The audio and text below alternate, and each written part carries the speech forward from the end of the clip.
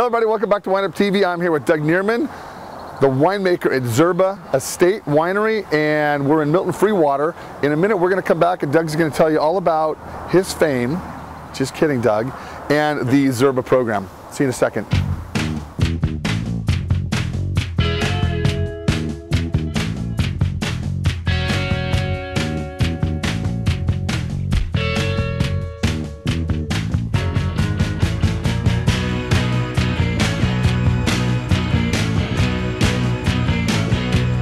Hello everybody, welcome back to WineUpTV. I'm here with Doug, and just a little footnote before we get started. There's pictures in the back, but any press that you can get is great press. And look at this, front cover of Wine Press Northwest, Winery of the Year.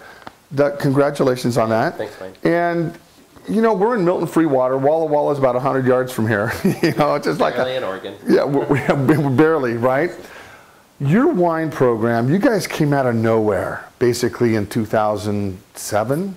2004 was, we released our 2002 Reds. Okay. In 04. And I know you guys got a lot of double gold medals at a state fair, and wham! We started out pretty strong. Yeah, came out the gate strong. Just come out running. You're like a thoroughbred coming out of the gate. Now, you have a very interesting story. You know, you went to school, you have a degree in biology, you wanted to be a doctor. And as our roads, as our roads less traveled lead us, here you are, the head winemaker in Milton Freewater at Zerba. Give me a little quick condensed version of how you got here. You grew up around here, kind of. Grew up eastern Washington, so kind of center of the state, upper Wenatchee Valley, outside of Leavenworth, on a pear orchard. Did manage the orchard for a little bit after I got my biology degree. And then thought I was going to get into grape growing. So ended up moving to California. Actually, my first jobs there were in wineries, and then that quickly figured out, hey, this is fun. Okay. I had done a little home brewing, basic home brewing. Sure. And but the wine bug caught me, so worked down there in Sonoma and Napa, and then ended up going to Davis, worked to get my master's. Okay. In viticulture and enology. And then you had an opportunity to come back up here to be the winemaker here, or? No, we moved back up to Walla Walla just because we wanted to go to a world-class wine region, and we both like the Northwest, so wanted to be in the Northwest. And I was finishing up my thesis at that point, and I did a 6-month stint at Long Shadows to start. Okay. Then I did a harvest over at Pepper Bridge. Quarter mile that way. Everything's pretty close, yeah. And then there's just kind of heard word of mouth. You know, it's always word of mouth around here. Sure. Nothing's ever posted that there was an opening at Zerba. So that was in 07. Okay. And then you've been here, you took over you started in 07, but you finished up the 05 and 06 wines, correct? Right. Finished up the 05s, did all the 06 blending, bottling, and then 07 harvest was the first harvest. How many grape varietals do you guys grow around here? Or you do We're doing almost 25. 25. Yeah. Now, guys, I was at the winery, which is very humble. It's a small little winery, and I was talking to Doug earlier about the micromanaging of all these different lots when they come in, and that's a lot of varietals to keep track of. Different yeast, different fermentation techniques and temperatures. And the cool thing with Zerba, guys, they use no French oak. It's all American oak. And I was kind of poking through, and you have some of the barrels from Virginia? Yeah, we do 4 different states. We do Virginia, Minnesota, Missouri, and Pennsylvania. And you get slightly different flavor profiles from each of those. So depending on which varietal, I'm kind of developing my own track record of which barrels I like for certain varietals. The cool thing with wine, it's all trial and error. You have to make good wine. But guys, you know, when you guys take my tour in the Willamette Valley, I always tell you all the different oaks you can use and how each one of them impacts a bottle of wine. Now remember, you know, this is a label, so there's every story behind this label, and this, of course, is liquid geography. And tell us a little bit about the Roussanne. Now, a little thing, this is the first time they've had 100% bottling of Roussanne. It always used to go in their white blend. So this is exciting on that note. Yeah, so this is from one of our newer vineyards. In the upper southeast corner of the valley. And Roussanne is actually challenging to grow here because it is very heat sensitive. Okay. But we do a little bit of extra flop with the canopy to give it a little bit of extra shading and give it a little bit more water than we do for other varietals. and pick it on the early side. Okay. But it just has a nice characteristic kind of spicy, almost a spicy tart bite to it that is just really like refreshing. A little caramel too. A little caramel from the barrel. And you get a little bit of melon quality.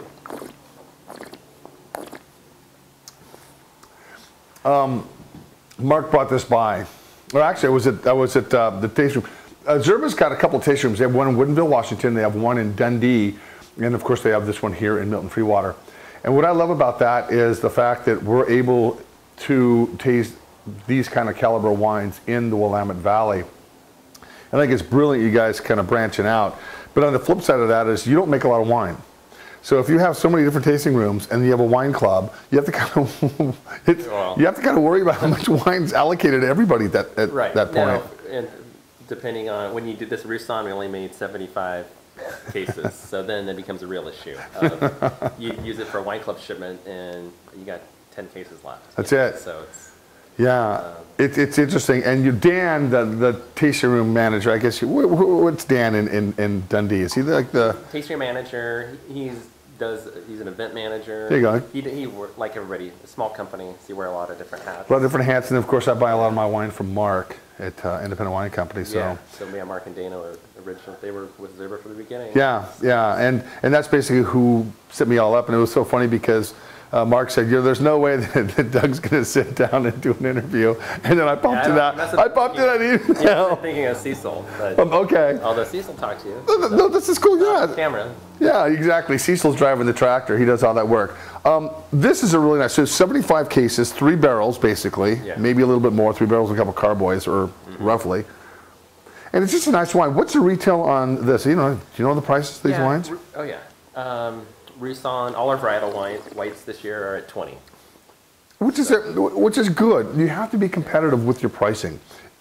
It's very important. All our wines we try to over deliver for the price. Excuse me, and you do, and you make so many wines. All right, second wine. This is like your red blend, isn't it? Kind of our signature red blend. It's always a Cab, Merlot, Syrah blend. Okay. The percentages will change.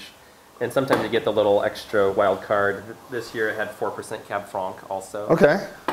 But the big 3 is roughly thirds of the Cab, Merlot, Syrah. Okay, so the 2010 vintage, a little bit difficult overall, a lot cooler. End of 2010, November, you guys had a deep freeze here. And there's a lot of damage, and this is one thing you can't control.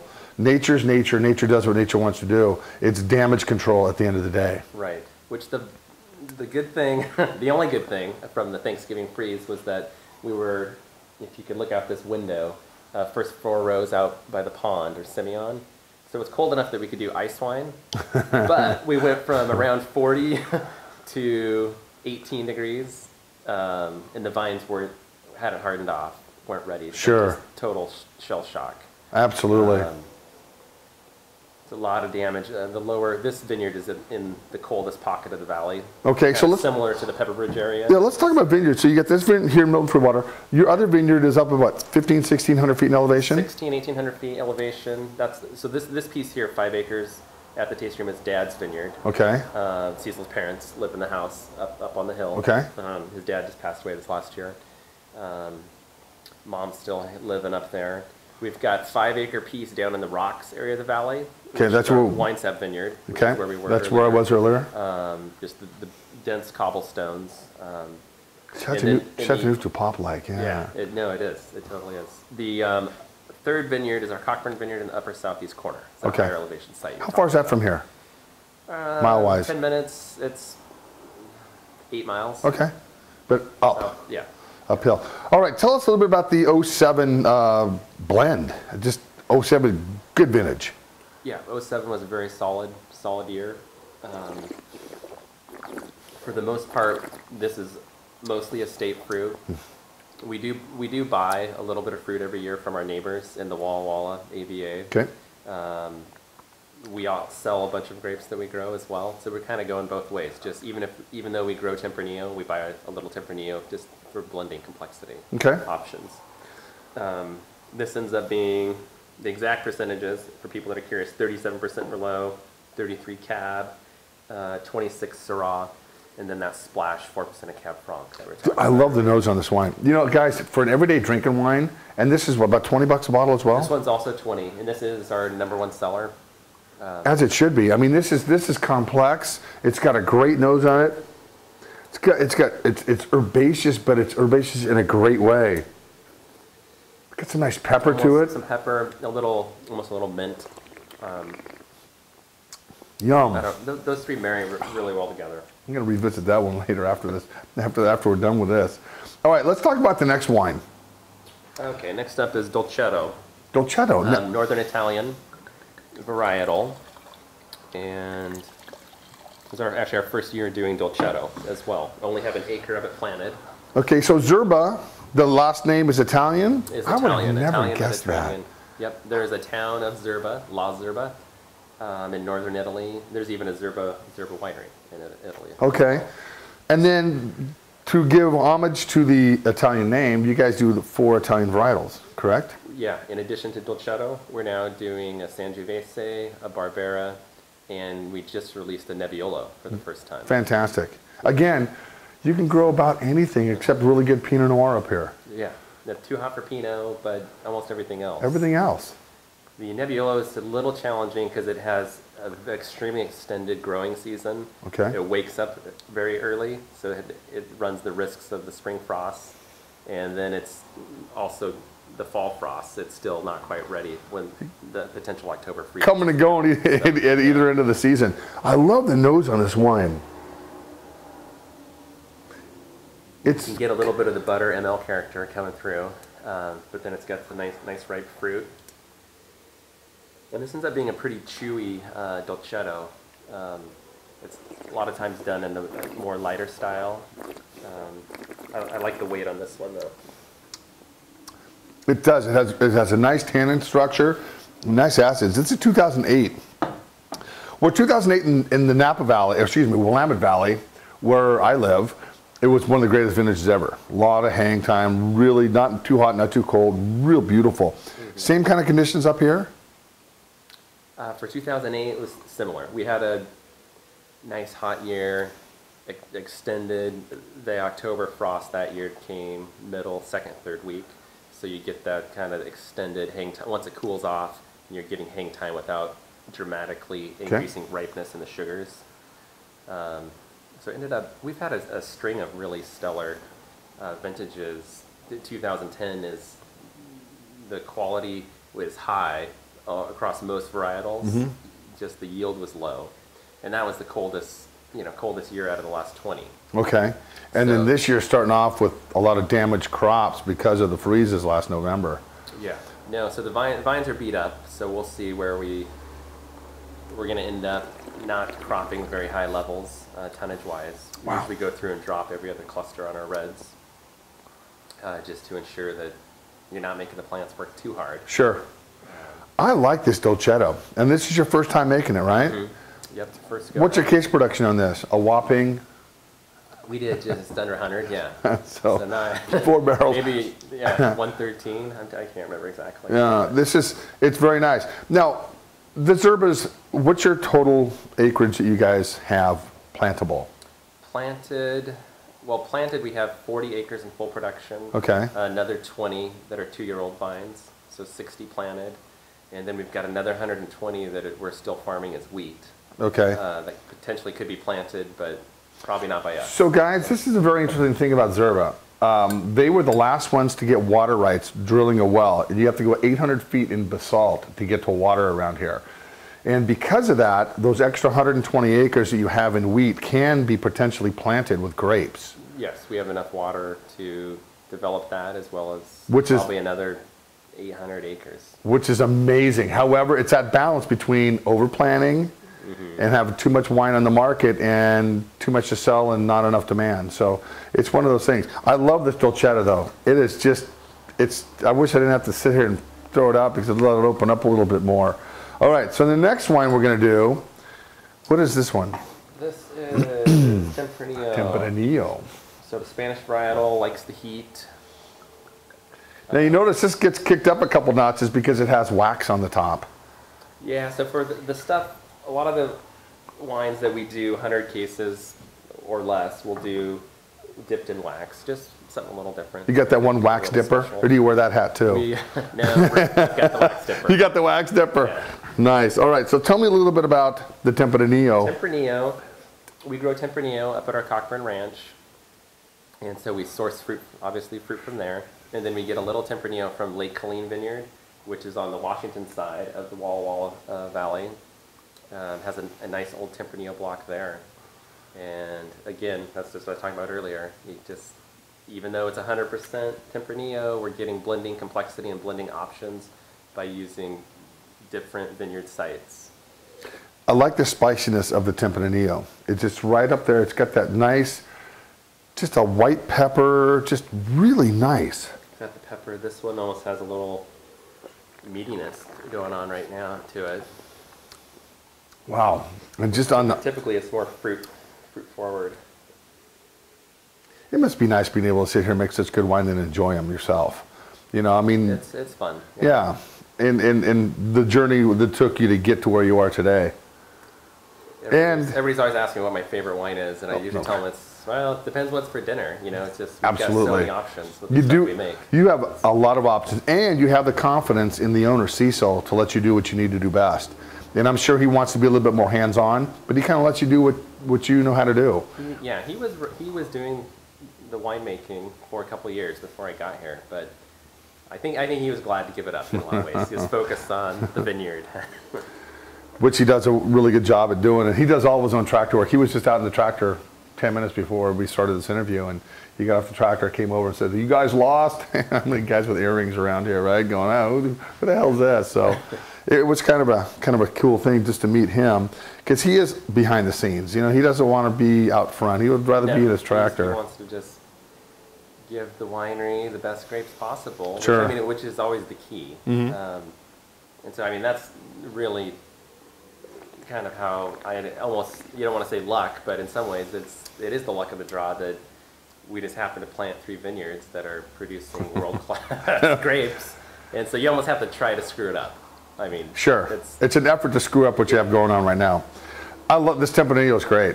You know, I'm a big fan of Spanish wines. You know, it doesn't taste anything like a Tempranillo from Rioja. This is not Rioja. This is different growing. Northwest style. Sure. This is definitely Northwest style. Absolutely. All right, let's hit the last wine, which I happen to be a huge fan of ports. And there's some winemakers in the Willamette Valley doing a Pinot Port. I'm not a huge Pinot Port guy. I like something with substance, with backbone, and that's what you get with the Syrah. Yeah. More tannin structure. Which it's somewhat rare to do a Syrah port. Tempranillo port would be more of a traditional varietal to use. But there's no real rules over here, so we... You make them up as you go along. You know, guys, with port, I just love the nose. I love sweet wines. I do. I love the port. I love a late harvest Gewürztraminer Riesling. I just love the style, the structure of these wines. And just the caramel notes and just the candied fruit. Candied fruit, you almost get a little bit of chocolate going on in this one too, especially in the aftertaste. I love that. There's nothing about these wines I don't like, except horrible cigars when I'm smoking a cigar and drinking these kind of wines.